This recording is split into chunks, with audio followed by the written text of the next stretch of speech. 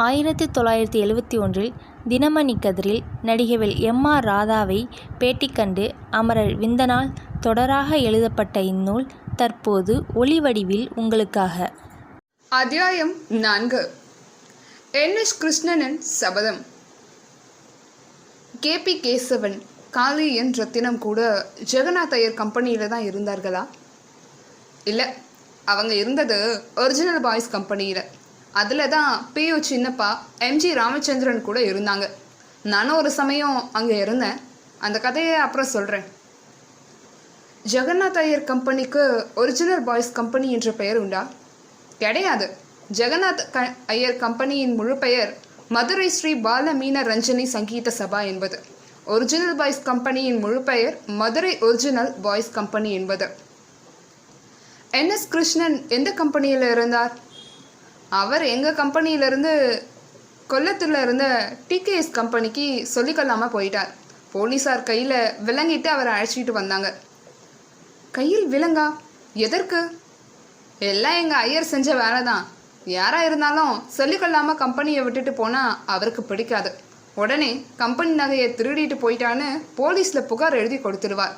அதை வச்சு அவங்க அந்த ஆசாமியை பிடிச்சி கையில் விலங்கு போட்டு இழுத்துட்டு வந்துடுவாங்க. பாவம் NSK. பாவம் ஆகுது. அந்த விஷயத்தை அவர் அவ்வளவு சீரியஸாக எடுத்துக்கல. அதையும் காமெடியாகவே எடுத்துக்கிட்டார். அந்த நாளில் இதுக்கெல்லாம் வண்டி எது, வசதி எது? கொல்லத்திலேருந்து மதுரைக்கு அவரை கால்நடையாகவே அழைச்சிட்டு வந்திருக்கிறாங்க. அவரும் சலிக்காமல் அவுட் போஸ்ட் கையில் விலங்கோட நின்று மலையாளத்திலும் தமிழிலுமா மாறி மாறி தத்துவ பாடல் பாடிட்டே வந்திருக்கிறார். முதலில் அவர் TKS கம்பெனியில் இருந்ததாகவதா கேள்வி. அது எங்கே இருந்தாரோ அது எனக்கு தெரியாது. அவர் எங்கள் கம்பெனியிலிருந்து அங்கே போனது தான் எனக்கு தெரியும். ஐயர் கம்பெனி நல்ல கம்பெனி என்கிறீர்களே, அதிலிருந்து அவர் ஏன் போக வேண்டும்? வாழ்க்கையில் வெறும் வசதி மட்டும் கிடைச்சா போதாது, பேரும் புகழும் கூடவே கிடைக்கணும்னு நினைக்கிறவர் அவர். அந்த பேரும் புகழும் எங்கள் கம்பெனியில் அவருக்கு கிடைக்க அப்போ வழி இல்லை. ஏன்? சாரங்கபாமி அண்ணனும் சம்பந்த அண்ணனும் அப்போ எங்கள் கம்பெனியில் இருந்தாங்க. காமெடியில் அந்த நாளில் அவங்கள மிஞ்ச NSKயால் மட்டும் இல்லை, வேறு யாராலும் முடியலை. அதால் TKS கம்பெனிக்கு அவர் போனார். சரி, அப்புறம் போலீஸ்கார் NS கிருஷ்ணன் மேல் திருட்டு வழக்கு போட்டாங்க. வேறு வழி இல்லாமல் எல்லாரும் செய்கிறப்பல NSKவும் ஐயர்கிட்ட சமாதானம் பேச வந்தார். வந்தியா வழிக்குன்னு ஐயரும் வழக்கை வாபஸ் வாங்கிட்டு அவரை மறுபடியும் தன் கம்பெனியில் சேர்த்துக்கிட்டார். கொஞ்சம் வசதி உள்ளவர்கள் நினைத்தால் சட்டம் கூட எப்படி வேண்டுமானாலும் வளைந்து கொடுக்கும் என்பது வெள்ளைக்காரன் காலத்திலேயே இங்கு முடிவான விஷயம் போலிருக்கிறது. இங்கே மட்டும் இல்லை, உலகம் முழுவதுமே அப்படித்தான். ஜனங்க வெறும் சீட்டுக்கட்டு தானே, யார் எப்படி வேண்டுமானாலும் கலைத்து போட்டு ஆடலாம். பிறகு எங்கள் நட்பு எப்போதும் போல இருந்தது. ஓய்ந்த நேரத்தில் அவர் என்கிட்ட கார் ஓட்ட கற்றுக்குவார், மெக்கானிசமும் கற்றுக்குவார், எலக்ட்ரீஷியன் வேலையும் அவர் விடுறதில்லை, அதையும் கற்றுக்குவார். அந்த சமயத்தில் தான் அவர் என்கிட்ட ஒரு சபதம் போட்டார். அது என்ன சபதம்? அப்போது கண்ணையா கம்பெனியில் இருந்த கிட்டப்பா தாமிரபரணி ஆற்றுக்கு குளிக்க வரப்போலாம் கார் எடுத்துகிட்டு வருவார். நானும் கார் எடுத்துக்கிட்டு போவேன். என்னோட NSKவும் வருவார். அது தள்ளு மாடல் வண்டி. அடிக்கடி என்னை ஏன் தள்ளலை, தள்ளினா தான் ஆச்சுன்னு கோச்சிட்டு நின்றுடும். நான் ஸ்டேரிங்கை பிடிச்சிக்குவேன். NSK தான் இறங்கி இறங்கி மேல் மூச்சு கீழ் மூச்சு வாங்க தள்ளுன்னு தள்ளுவார். வண்டி ஸ்டார்ட் ஆனதும் ஏறி உட்காந்துக்கிட்டு, டேய் ராதா, இன்னைக்கு நீ உன் வண்டியை என்னை தள்ள வைக்கிறல்ல, என்னைக்காவது ஒரு நாள் உன்னை நான் என் வண்டியை தள்ள வைக்கிறேன் பாருன்னு சொல்லுவார். இதை அவர் கடைசி வரையில் மறக்கலை, அப்படியே ஞாபகம் வச்சுட்டு இருந்தார். ஒரு காருக்கு 4 காரோட வாழற காலம் வந்தது. அந்த காலத்தில் என்னை பார்க்கும்போதெல்லாம், ஏண்டா ராதா, என் காரில் ஒரு நாள் வாயேண்டாம்பார். ஏன் வண்டி தள்ள வைக்கவான்னு நான் மெல்ல நழுவிடுவேன். பாவம், கடைசி வரையில் சபதம் நிறைவேறாமலே அவர் கண்ணை மூடிட்டார். அவ்வளவு சீக்கிரம் அவர் கண்ணை மூடிவிட்டதற்கு அளவுக்கு மீறி மது அருந்தியதும் ஒரு காரணம் என்று சிலர் சொல்கிறார்களே. இருக்கலாம், எத்தனையோ காரணங்களில் அதுவும் ஒரு காரணமாக இருக்கலாம். அதனால்தான் நீங்களும் இப்போது மது, மாமிசம், சிகரெட்டாக 3ஐயுமே விட்டு தொலைத்து விட்டீர்கள் போலிருக்கிறது. நான் விட்டதற்கு வேறு காரணம் இருக்கு. அது என்ன காரணம்? நான் ஒரு பொண்ணுக்கு கொடுத்த வாக்கு தான் அதற்கு காரணம். யார் அந்த பெண்? பிறந்தது மதுரை என்றாலும் சிலோனில் வளர்ந்த அந்த பெண்ணின் பெயர் கீதா. BA வரை படித்தவர். BL படிக்க சென்னை வந்தப்போ நானும் அவளும் சந்தித்தோம். ஒருவரை ஒருவர் விரும்பி பதிவு திருமணம் செஞ்சுக்கிட்டோம்.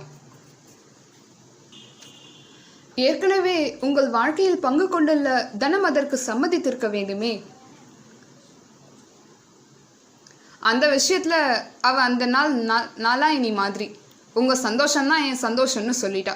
நானும் கீதாவும் ஒரு சமயம் சிதம்பரத்தில் நடந்த திராவிட கழக மாநாட்டுக்கு போயிருந்தப்போ டிராவல்ஸ் பங்களாவில் தங்கி இருந்தோம். ஒரு நாள் சாயந்தரம் நான் கோவிலுக்கு போய் நடராஜரை தரிசனம் செஞ்சுட்டு வரேன்னா கீதா, பெரியார் கொள்கைக்கு அவருடைய கொள்கைப்படி பார்த்தா எனக்கு வேண்டியது அறிவாளிங்க இல்லை, முட்டாளுங்க தான்னு அவரே சொல்வார். என்னை பொறுத்த வரையில் அதை நான் ஏற்றுக்கிட்டேன். எனக்காக என் வீட்டில் உள்ளவங்களும் அதை ஏற்றுக்கணுங்கிறது என்ன நியாயம்? அது எனக்கு பிடிக்கிறதும் இல்லை.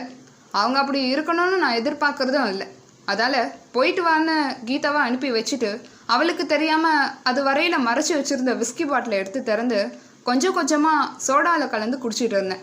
ஆஸ்திரேலியில் புகஞ்சிக்கிட்டு இருந்த சிகரெட்டை எடுத்து ஒரு இழுத்தேன். நல்ல கிக்கு. அந்த கிக்கில் சிகரெட் சாம்பலை ட்ரேயில் தட்டி விடுறதுக்கு பதிலாக விஸ்கி பாட்டிலில் தடவிட்டு இருந்திருக்கேன் போல இருக்கு. அந்த சமயம் பார்த்து கோவிலிருந்து வந்த கீதா அதை பார்த்துட்டு, மறுபடியும் ஆரம்பிச்சிட்டிங்களா? சாம்பலை எங்களை தட்டுறதுன்னு கூட தெரியாமல் விஸ்கி பாட்டிலில் தட்டிட்டு இருக்கீங்களே, அதே உங்கள் சட்டை வேட்டியில் தட்டிட்டு இருந்தால் என்ன ஆயிருக்கும்?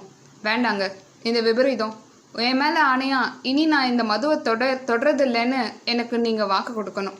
இல்லைனா நீங்கள் என்ன செஞ்சாலும் சரி, எந்த வகையிலும் நான் உங்களோட இனிமேல் ஒத்துழைக்க மாட்டேன்னு மகாத்மா காந்தியின் ஒத்துழையாமை இயக்கத்தை அப்படியே ஃபாலோ பண்ண ஆரம்பிச்சிட்டா. அதுக்கு மேலே நான் என்ன செய்ய முடியும்? வெள்ளைக்காரன் காந்திக்கிட்ட சரண்டர் ஆன மாதிரி நானும் கீதா கிட்ட சரண்டர் ஆகிட்டேன். அதுதான் சமயம்னு அவள் மிச்சம் மீதி இருந்த விஸ்கியை எடுத்து ஆஸ்திரேலியில் கொட்டி கலந்து அங்கிருந்த வாஷ் பேசினில் ஊற்றிட்டா. அதோடு நானும் அதுக்கு குட் பை போட்டுட்டேன். அன்னிலிருந்து வெறும் தண்ணியை தவிர வேற தண்ணியை நான் கண்ணாலும் பார்த்ததில்லை. அடப்பாவமே, எல்லாரும் மதுவுக்கு வெல்கம் கொடுத்துட்டு இருந்தப்போ நீங்கள் சென்ட் ஆஃப் கொடுத்துட்டீங்களே. யார் வெல்கம் கொடுக்குறாங்க? இதுவரையில் திருட்டுத்தனமாக குடிச்சிட்டு இருந்தவங்க இனிமேல் பகிரங்கமாக குடிக்கலாங்கிறதுக்காக வெல்கம் கொடுக்குறாங்க. எனக்கு தான் அந்த கவலையே இல்லையே. நான் அதுக்கு சந்தோஷமாக சென்ட் ஆஃப் கொடுத்துட்டேன். அப்புறம் உங்கள் கம்பெனியில் இருந்த என்எஸ்கே என்னதான் ஆனார்? சிலோன் டூருக்கு போகிற வரையில் பொறுமையாக இருந்தார்.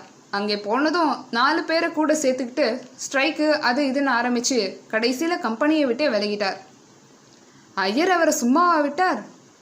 அது சிலோன் ஆச்சே, அங்கே அவரால் என்எஸ்கேயை என்ன செய்ய முடியும்? அப்படியே உங்கள் அப்பா மவனே சிங்கண்ணான்னு மீசையை முறுக்கி கட்டி விட்டுட்டார் போலிருக்கிறது. அத்தியாயம் 5. காந்தியார் மேல் வந்த கோபம். எங்கள் கம்பெனி அப்போ மாயவரத்தில் முகாம் போட்டிருந்தது. காந்தியார் வந்தார். அப்போது நீங்களும் காங்கிரஸ்காரராக இருந்தீர்களா? இல்லை, ஆனால் அதுக்காக எனக்கு தேசபக்தி இல்லைன்னு நினச்சிடாதீங்க. வெள்ளைக்காரங்கிட்ட இருந்து இந்தியா விடுதலை அடையிறதுக்கு அப்போ காந்தி காட்டிய வழியை விட பகத்சிங் காட்டிய வழி தான் எனக்கு ரொம்ப பிடிச்சிருந்தது. அதால் அவர் கோஷ்டியில் நான் இருந்தேன். அண்ணன் சாரங்கபாணி மட்டும் அன்னைக்கு காந்தி பக்தர் தான், இன்றைக்கும் பக்தர் தான். அவரும் நானும் காந்தியாரை பார்த்துட்டு வரலான்னு கொட்டாங்கச்சி செட்டியார் வீட்டுக்கு போனோம். யார் அந்த கொட்டாங்கச்சி செட்டியார்? அந்த நாள் மாயவரம் பெரிய மனுஷங்களில் அவரும் ஒருத்தர். அவர் வீட்டில் தான் காந்தி தங்க ஏற்பாடு செஞ்சுருந்தாங்க. அங்கே நாங்கள் போகிறப்போ ஒரே கலாட்டா. ஏன்?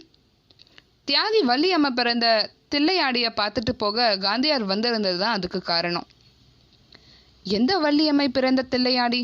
தென்னாப்பிரிக்காவில் வெள்ளையரன் நிற திமிரை எதிர்த்து காந்திஜி சத்தியாகிரகம் செய்த போது அவருக்கு பக்க பலமாக இருந்து உயிர் தியாகம் செய்தார்களே, அந்த வள்ளியம்மை பிறந்த தில்லையா? ஆமாம், மாயவரத்துக்கு பக்கத்தில் தானே அந்த ஊர். அதை பார்த்துட்டு போகலான்னு காந்தி வந்திருந்தாரு. அதற்கு ஏன் கலாட்டா செய்ய வேண்டும்? தென்னாப்பிரிக்காவில் நிறத்திமிர் இருந்தால் இங்கே ஜாதி திமிர் இருக்குன்னு காட்டிக்க வேண்டாமா? அதுக்கு.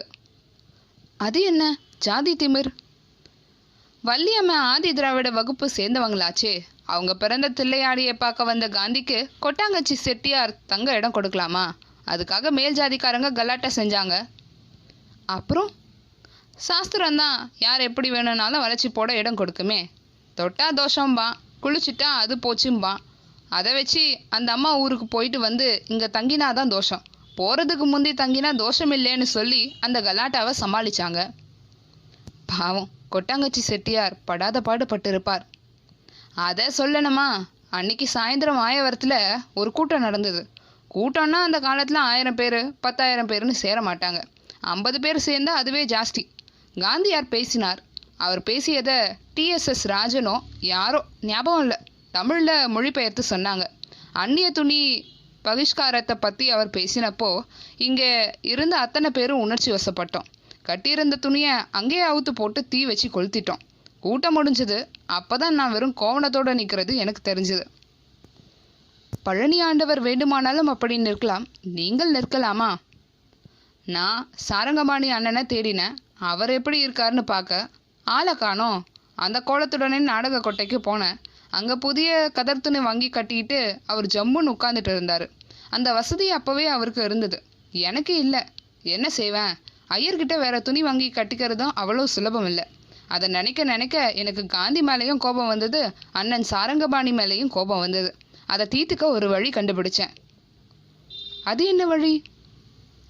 சும்மாவாச்சும் ஓன்னு அழுதுகிட்ட சாரங்கபாணி அண்ணன்கிட்ட போய், அண்ணன் காந்தி செத்து போயிட்டார் அண்ணன், அவரை யாரோ அடித்து கொண்டுட்டாங்களாம் அண்ணன். அவ்வளோதான்.